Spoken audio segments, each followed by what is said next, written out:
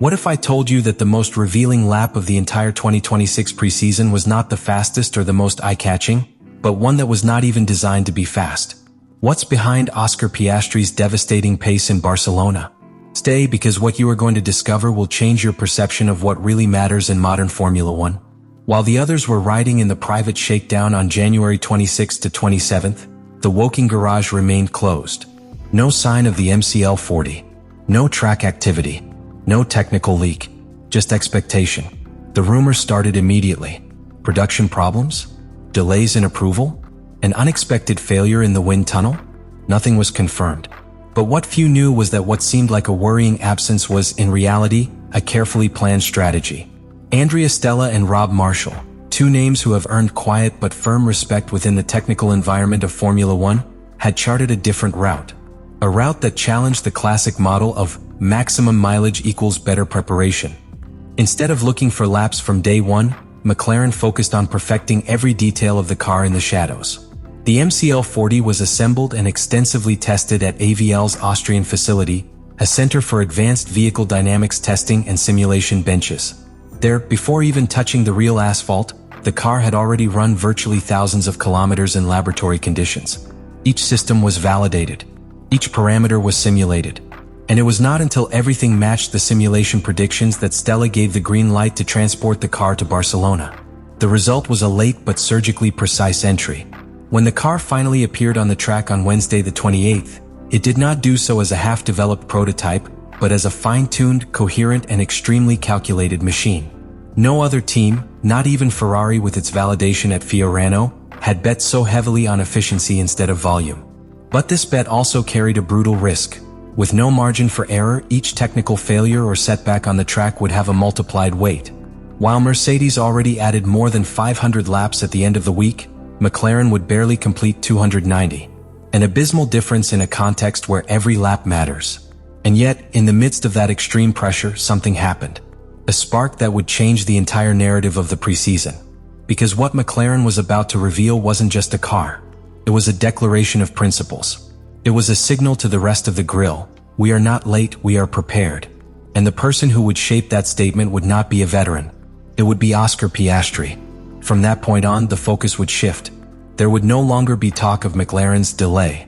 Now everyone wanted to know what that car was hiding. What McLaren had discovered in the months of silent development. And, above all, why such a young driver was being able to exploit his potential from the first meter.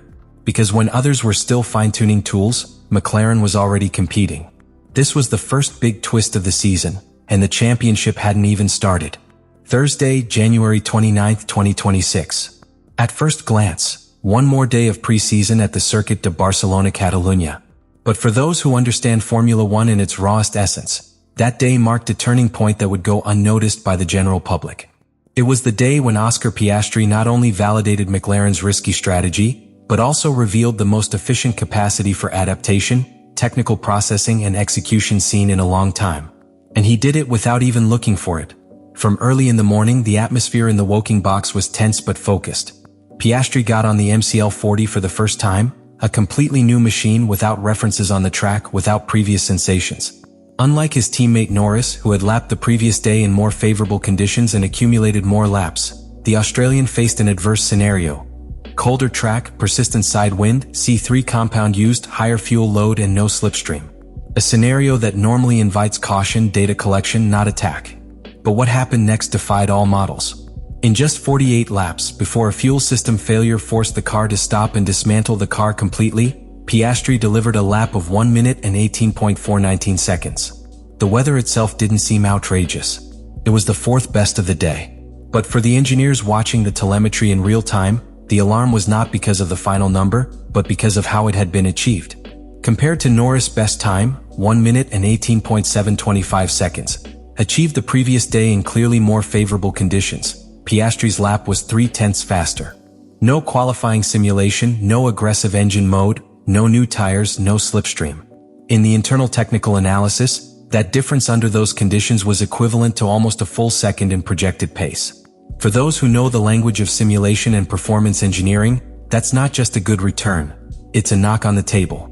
Even more disconcerting was what the layout of that lap revealed in the data on acceleration, braking, lateral loading, and use of DRS. Piastri's driving style immediately adapted to the new philosophy of the MCL40, a car that demands absolute precision in weight transfers and a millimeter reading of the residual grip on the new Pirelli tires. Where others needed multiple runs to find the rhythm, he figured it out almost instantly. But the real impact wasn't just in the stopwatch. The technical feedback he provided to the team left the engineers perplexed. According to Mark Temple, McLaren's performance director, Piastri was able to isolate complex variables in the car with rare clarity. It detected behavioral patterns related to the management of the new MGU-K, identified dynamic instabilities in the second sector associated with the active rear wing, and recommended adjustments that were later corroborated by factory simulation data. In other words, it wasn't just fast, it was useful, deeply useful. And this caused something that no one had foreseen. Within the team, a silent but inevitable conversation arose. Not about whether Piastri was competitive, they already knew that, but about whether it could be the team's best technical option to exploit the MCL40 at its highest level in the new technical era. Because if a car so sensitive to precision rewards a driver like him so clearly, the question was no longer if it could accompany Norris, but if it could surpass him. To the outside world, this lap was barely a mention in the weather reports. But for those inside the McLaren pit, it was the beginning of a profound reinterpretation of technical leadership on the track. It was proof that they had designed a car that worked just as they had conceived. But even more so, it was proof that they had a pilot capable of taking that conception beyond what they had projected. For years, Formula One cars have been extreme interpretations of the balance between downforce and efficiency. But in 2026, with the arrival of new technical regulations, that balance was dynamited. And McLaren understood it before anyone else. The MCL40 is not simply an evolution of the 2024 champion car. It is a completely different concept. A car built from the ground up, not to maximize traditional downforce, but to master a new era of hybrid efficiency, active dynamic control, and structural sensitivity. The rules of the game changed, and McLaren decided not to adapt its old model.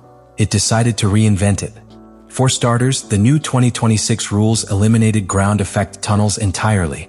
This forced all teams to rethink the way they generate downforce.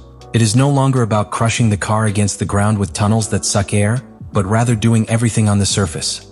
Wings, diffusers, ducts. Everything is visible, everything is more sensitive. But more importantly, everything is harder to master. The team led by Rob Marshall prioritized a type of aerodynamic architecture that rewards precision. The car is designed to flow smoothly when the driver chains clean actions, but becomes untamable if there is inaccuracy. It is not a car for those who react. It is a car for those who anticipate. This makes it incredibly powerful, but only in the hands of those who can control it. Furthermore, the big revolution is under the hood, the hybrid system.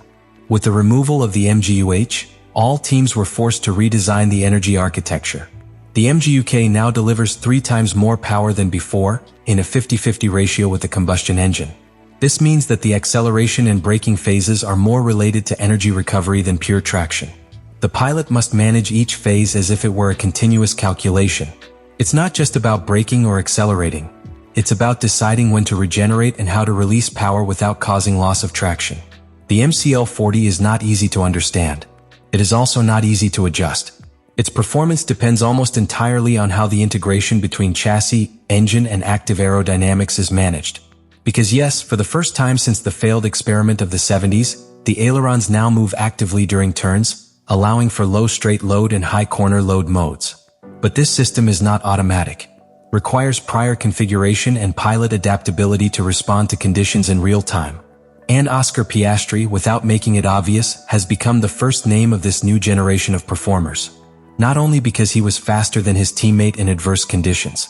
Not only because he provided very high-level technical feedback on his first real day with the MCL40, but because he was able to convert a complex, unstable, and still immature tool into a coherent instrument from his first contact. That's not talent. That is deep understanding.